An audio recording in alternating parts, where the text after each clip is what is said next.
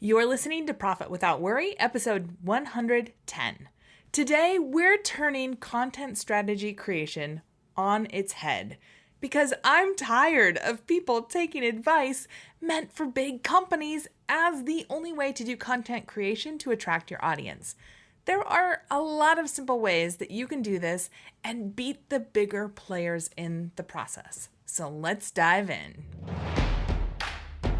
Hey there, I'm Michelle Evans, and this is the show where coaches, experts, and business owners like us get real about what it takes to create a profitable online business.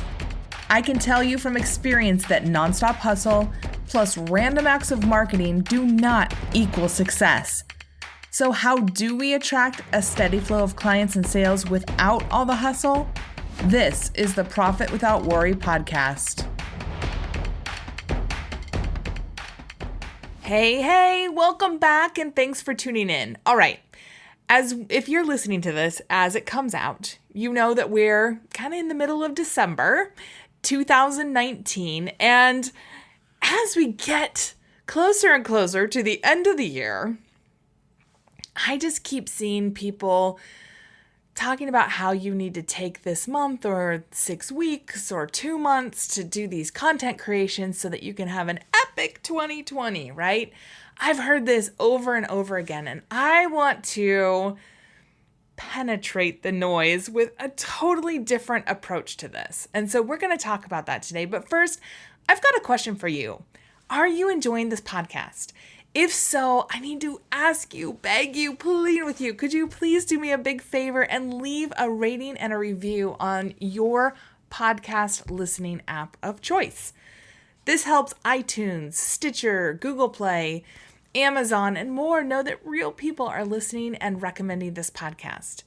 And when you do, will you just send me a screenshot so I can give you a shout out? It's super easy. You can email me, michelle@michelleLevans.com, or hit me up on Facebook, LinkedIn, or Instagram. Tag me, use the hashtag Profit Without Worry, and I'll try to find your message. If you direct message me, it's a lot easier than trying to just find the hashtag. And thank you times 1,000%. I really, really do appreciate your support. All right, let's dive into today's show. So, when you saw that we were talking about content marketing today, what came up for you? What'd you think about? Well, unless you're a writer that loves churning out blog posts and emails and video scripts and, webinar scripts and stuff, you're probably thinking content strategy is a lot of work. And even worse, you're not sure if that work's going to pay off for you. Am I right? I know that's what comes up for me. I'm like, oh, the content strategy again.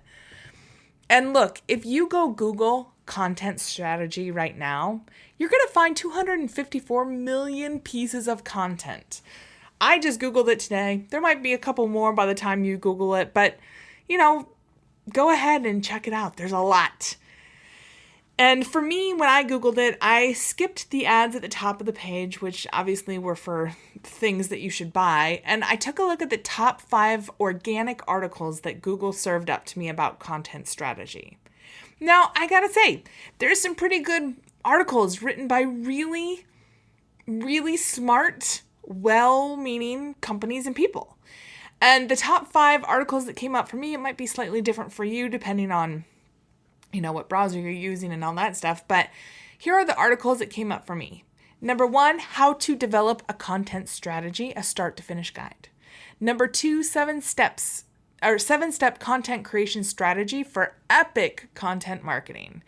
Number 3, 11 steps to create a content marketing strategy to grow your business. Number 4, how to create your content strategy from scratch. And number 5, content strategy, a development guide. Now, I went through and I took a look at these, and I'm very familiar with content strategy. I've been doing it for a long time. If you read these articles like I did, you're going to get overwhelmed and feel like there's no way that you can create good content without, taking a year and thousands and thousands and thousands and thousands of dollars. Why? Well, let's take a look at some of the standard type of advice that's in these top rated ones. So in one of the articles, this is the one that's 7-step content creation strategy on jeffbullis.com. And I'll link to these today. You can go read them if you want to. His first step is ideation or brainstorming. And he says, the groundwork for an epic post. Now, this is about an epic post, which is a specific type of content. But the groundwork needs to be laid out over the course of many days, even weeks. In order to prepare for the ideation process, you must ask your team to have a handle on the pulse of your target audience and niche at all times. This can only happen if you and your content team keep abreast of the latest happening in the niche, follow thought leaders, keep track of the latest news, troll through discussion forums, and hunt on social media. Basically, make every attempt to know all developments in your domain and the kind of information your target audience is looking for. Now, I have to say, it's not bad advice. Like, that's great advice, but I don't know about you. I don't have time to spend days and weeks doing that before I do anything. Like, I need to be in the midst of it.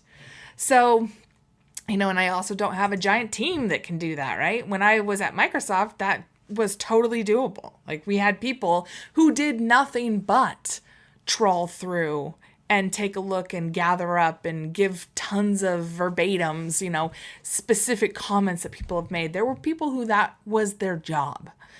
And that's what they did 40 hours a week, 50 weeks a year, or however many weeks they worked. And some of these other ones, like how to develop a content strategy, define your goal. Always good, of course. Like, we all need to have a goal, but you hopefully know what it is. And then number 2 is conduct persona research. And if you don't know this already, I don't love doing persona research unless you have a giant company and have thousands of customers where you know exactly who your buyer persona is, what steps they go through. When you're trying to create something new, when you're trying to get your business off the ground, that's not going to work. You got to do more hands-on stuff than just sit back and do an academic exercise in creating a buyer persona. And then they want you to run a content audit and choose a content management system and brainstorm content ideas and then determine what kind of content you want to create. And then they go through different kinds of contents.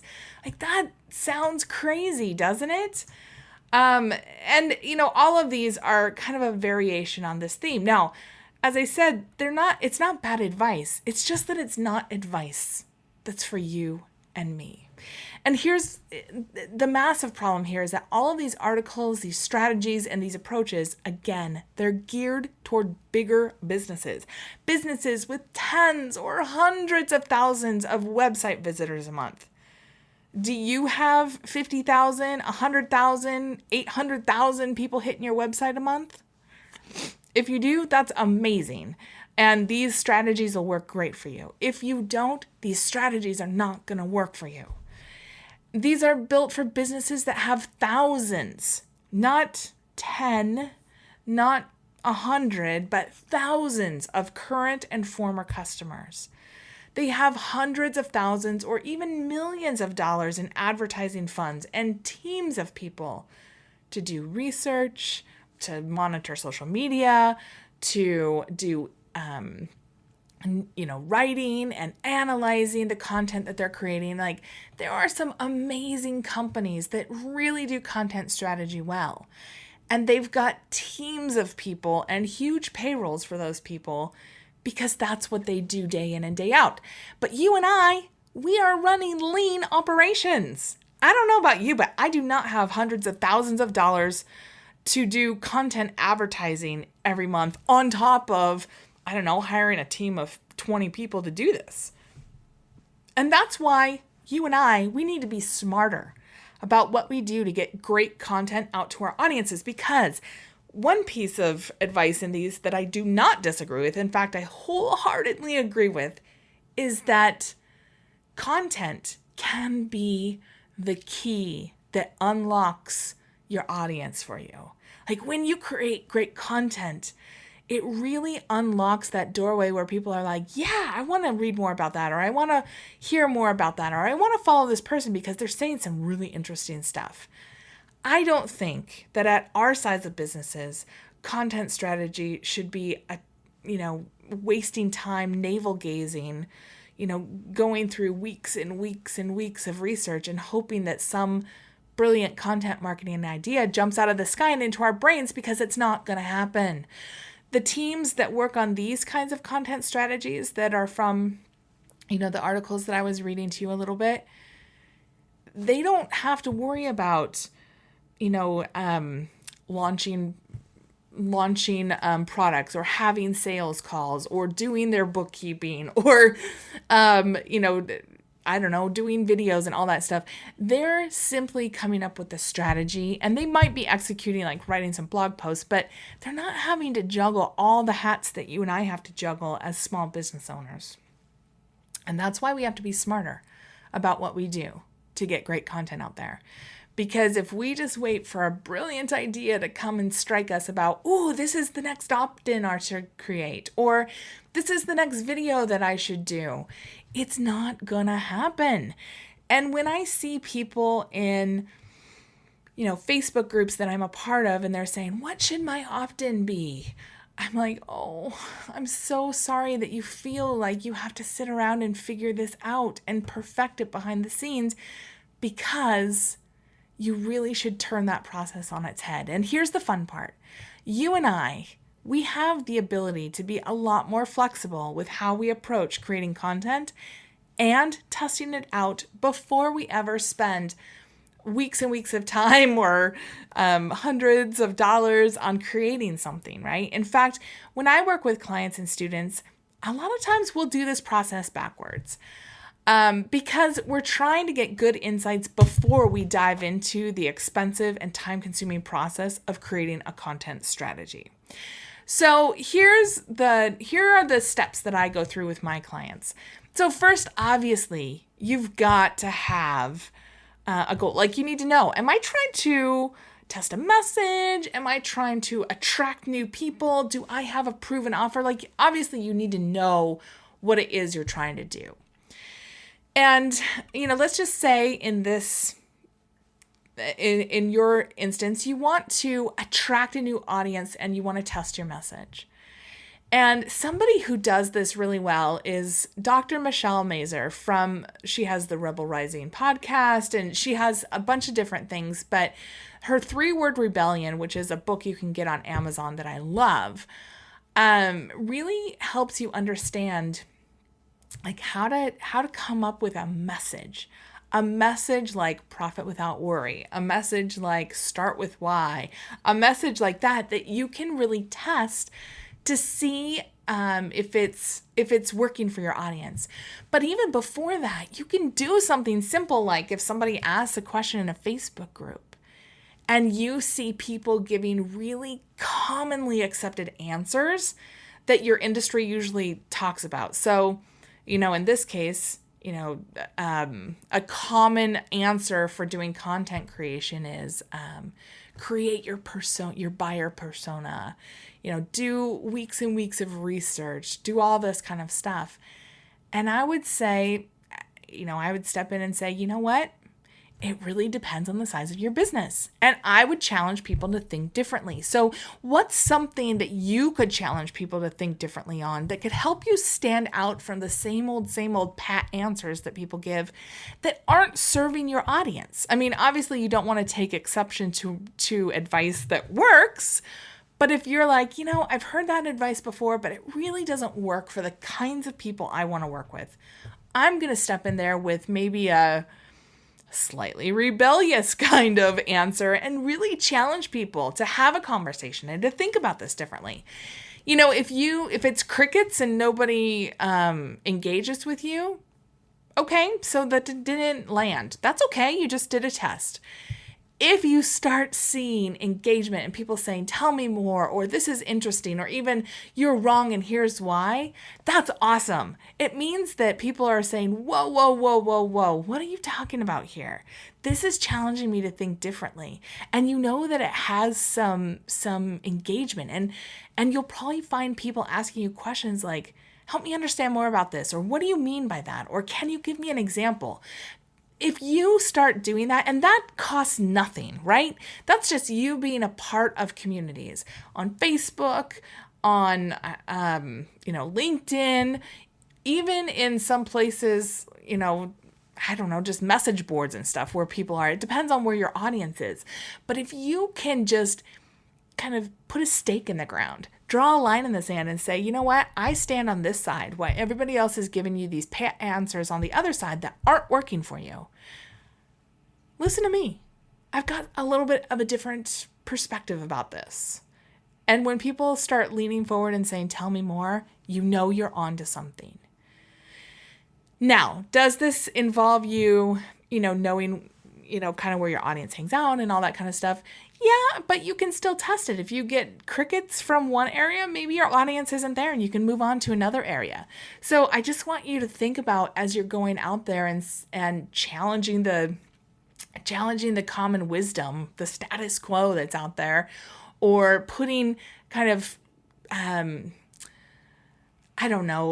challenging questions, or, calling out some BS that you see. If you start putting that out there, you're going to see where you get engagement from. And that's going to give you a clue of where your audience is. And then the next step is where the Facebook ads can come in to really help you accelerate that. So if you wanted to, you could put $50 or $100 behind, a small piece of content that you create. So let's say that, you had tested some messages in some Facebook groups or some LinkedIn groups, or even putting some tweets out on Twitter with hashtags, or on Instagram with hashtags. So people are finding you. And you say, all right, this piece of this idea that I have, people are interested in it. I want to put together a quick video or a quick blog post or something like that. Do it, and then do some ads, put some money behind it, and see, what audience is really responding to you. How is it really going? Like, this is what I do to help my clients who've had a really hard time finding their message and their audience. This is exactly what we do. It doesn't take a lot of money, but it does take paying attention to what people are asking, what they're talking about, and then, putting your own voice in the ring. Not another same old voice that everybody else is hearing, but your own unique spin. What is your own approach to this? And, if you did a video and you put $100 behind your video, you'd probably get in front of, 8 to 10,000 people, maybe slightly less, kind of depends on who your audience is. But it's not like you have to spend a lot of money to really test this out and to see, are people clicking over to watch my video, to read my blog post? Are they making a comment on this ad that I'm doing? Like, it's really easy to start to see traction or not. And you just do this test over and over until your audience tells you, yep, I want a lot more information about that. And that's when you know, ding, ding, ding, this is the content I'm going to focus on. This is what people are interested in. And that's really what I do over and over. Is it's just this kind of test until we get a winner. And once we get a winner, then we might create an opt-in, or, just kind of, again, it goes back to what's your goal. So we might have an opt-in, we might have some videos or some blog posts, or, some emails, or a combination of those. And we really help, attract the right people in and help them get that more information so they're ready to make a buying decision. And it's really as simple as that. It's really, being brave enough to get out there a little bit messy, to share something that's maybe not totally baked behind the scenes. Like, you kind of have this idea and you're going to run out and share that idea. and see, are people going to pay attention to you?